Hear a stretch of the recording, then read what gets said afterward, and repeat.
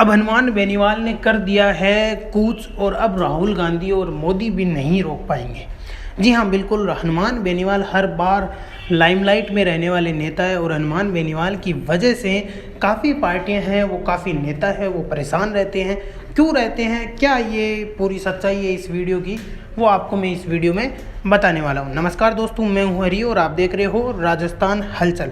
अगर बात करें हनुमान बेनीवाल की, तो हनुमान बेनीवाल ने एक हाल ही में इंटरव्यू दिया और उस इंटरव्यू में बहुत कुछ कहा, जिसकी वजह से ये साफ हो गया है कि अब हनुमान बेनीवाल ना तो नरेंद्र मोदी से डरने वाले हैं, ना ईडी सीबीआई से डरने वाले हैं और ना ही वो राहुल गांधी का साथ देने वाले हैं। उस वीडियो की सच्चाई ये है, हनुमान बेनीवाल ने उस वीडियो में सबसे पहले कहा कि हमने इंडिया गठबंधन यानी जो इंडिया अलायंस है उसमें हमने जुड़ा, उससे गठबंधन किया, उपचुनाव जो राजस्थान का विधानसभा चुनाव था वो उससे लड़ा, लेकिन फिर इंडिया गठबंधन के कुछ नेताओं ने 4-4 हज़ार वोट है वो बीजेपी को दिलवा दिए और बीजेपी को 5 सीटें मिल गई बाई इलेक्शन यानी उपचुनाव में, और उससे हनुमान बेनीवाल काफ़ी नाराज़ नज़र आ रहे हैं। और उससे पहले हनुमान बेनीवाल ने बीजेपी से गठबंधन करके है वो नागौर से चुनाव लड़ा था।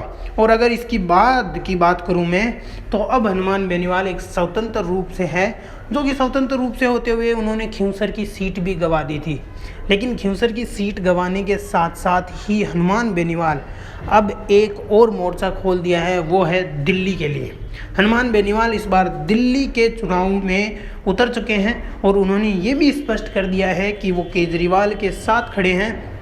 केजरीवाल की जो आम आदमी पार्टी है उसके साथ वो रहकर चुनाव में भागीदारी निभाएंगे और जाट जो वोट है, जाट वोट बैंक है, उसका पूरा सहयोग है वो हनुमान बेनीवाल को मिलेगा।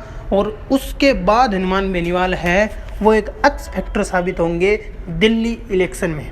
और इसके अलावा हनुमान बेनीवाल एक बड़े नेता के तौर पे उभरते ही हैं, चाहे वो जाट बहुलक क्षेत्र हो या नहीं हो, उससे हनुमान बेनीवाल को कोई ज़्यादा फर्क नहीं पड़ता है। लेकिन इसके बावजूद भी दिल्ली इलेक्शन में काफ़ी बड़ा रोल रहने वाला है हनुमान बेनीवाल का। और हनुमान बेनीवाल है वो कहीं ना कहीं अब मोदी से मिलने वाले भी है, ये इस बात पे भी है वो सच्चाई सामने आ रही है कि हनुमान बेनीवाल अब मोदी से भी मिल सकते हैं। लेकिन इस बात पे है वो अभी तक पूरी तरह से है कोई पुष्टि नहीं हुई है। जैसे ही अगर पुष्टि होगी तो हम सबसे पहले राजस्थान हलचल पे आपको है वो बताएंगे। और इसके अलावा मैं आपको एक बात बता दूं कि हनुमान बेनीवाल अगर आम आदमी पार्टी के साथ है तो आम आदमी पार्टी ज़रूर है वो दिल्ली इलेक्शन में लीड पे रहेगी, क्योंकि पहले जब बीजेपी के साथ थे तब बीजेपी ने लीड की थी और नागौर की सीट भी बीजेपी ने जीती थी।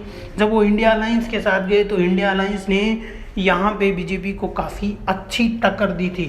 और उसके अलावा अब जो बीजेपी 25 की 25 सीट जीत रही थी, उसके बाद बीजेपी ने 25 सीट छोड़िए सिर्फ और सिर्फ 11 सीट जो थी वो हार गई और उसके अलावा 14 सीट ही जीत पाई थी बीजेपी।